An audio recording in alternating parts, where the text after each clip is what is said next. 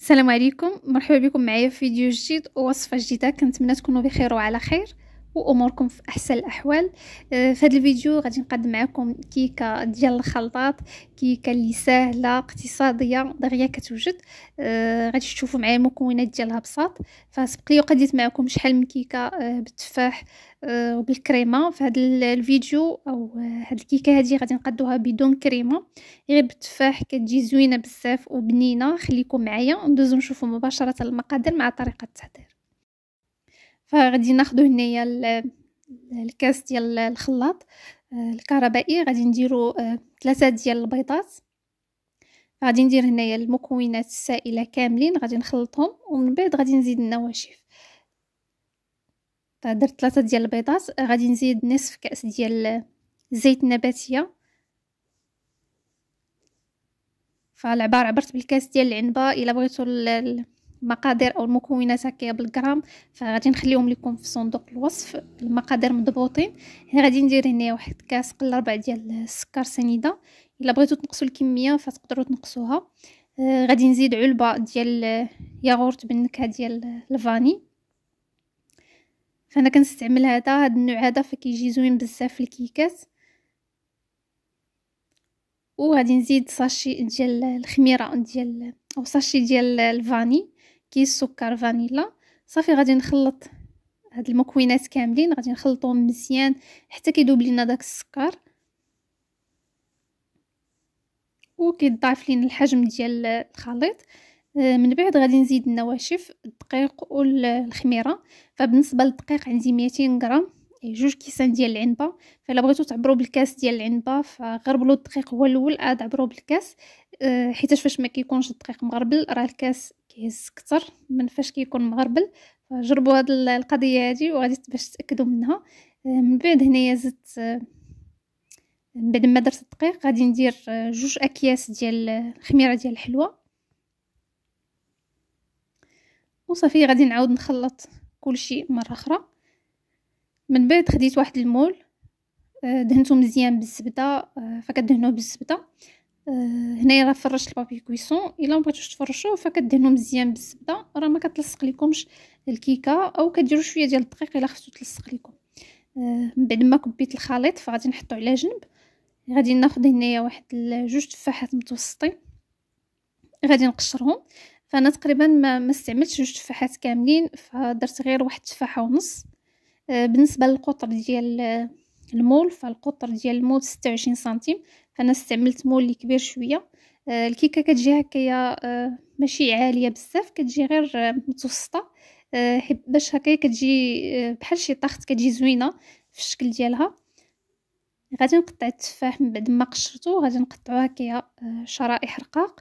فباش ما رققتوه مزيان فيكون احسن، باش هكايا فاش نكونوا كنستفوه ما يهبطش لكم لتحت. راه التفاح فاش غادي نحطوه غادي تشوفوا كيفاش غنحطو، راه ما كيهبطش لكم نهائيا، كيبقى كيف ما هو. في هذا الاثناء فكتشعلوا على الفران ديالكم باش كيسخن مزيان. خديت هنايا واحد العود ديال البروشيط. فكنبقاو كندوروا هكايا داك الخليط ديال العجينه او ديال الكيك. هاد الطريقه هذه كتخلي الكيكه كتجي كلها في نفس القياس، ما كتجيش بلاصه طالعه على الاخرى. صافي من بعد هنايا ستفت التفاح. تقدروا ديروهم في مولات صغار كيف ما كيبان لكم تما. فعمرت واحد جوج صغارين. غير ما تعمروهمش بزاف، فكديروا غير النص او اقل من النص. فانا تقريبا عمرتهم قل من النص، حيتاش من بعد كيتنفخوا باش ما تفيضش لكم العجينه من المول.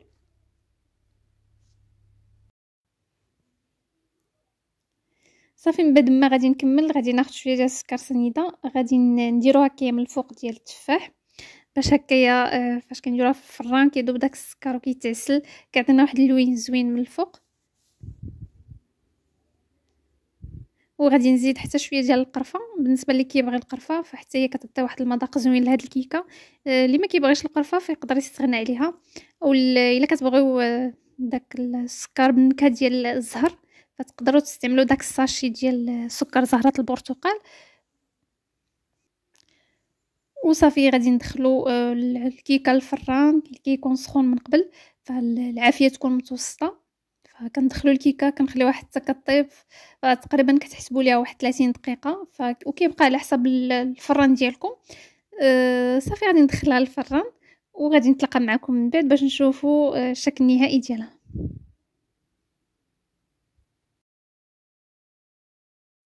صافي من بعد ما خرجت الكيكه من الفران فخليتها حتى بردات. عاد غادي نحيدها هكايا من المول.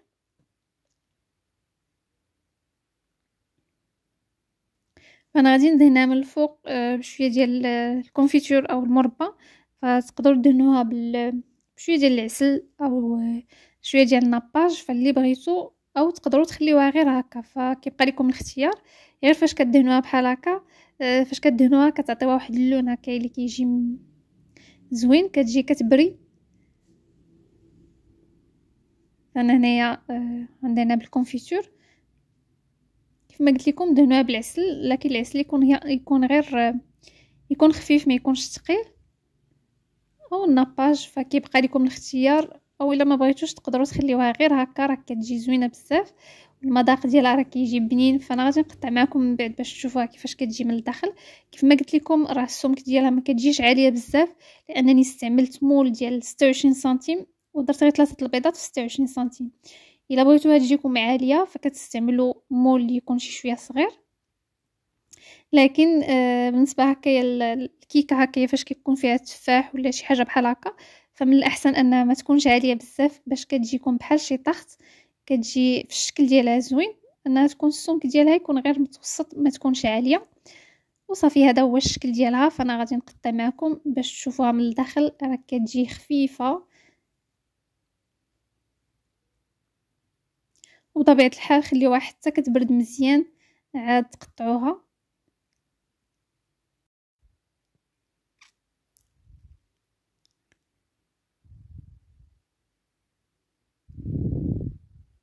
وهذا هو الشكل ديالها، فكتجي خفيفه بزاف، كتجي رطبه.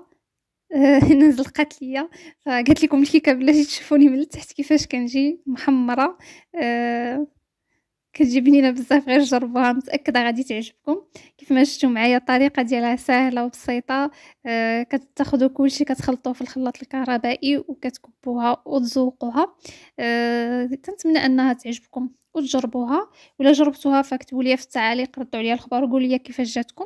الا عجبكم الفيديو ما تنساوش لي لايك وتبارطاجيوه مع الاصدقاء ديالكم، واشتركوا في القناة وفعلوا الجرس باش توصلوا بجديد الوصفات. الا عندكم شي تساؤلات او اقتراحات فخليوهم لي في لي كومونتير. وما بقى لي الا نقول لكم خليتكم على خير، نتلاقاو في فيديو جديد وبسلامه.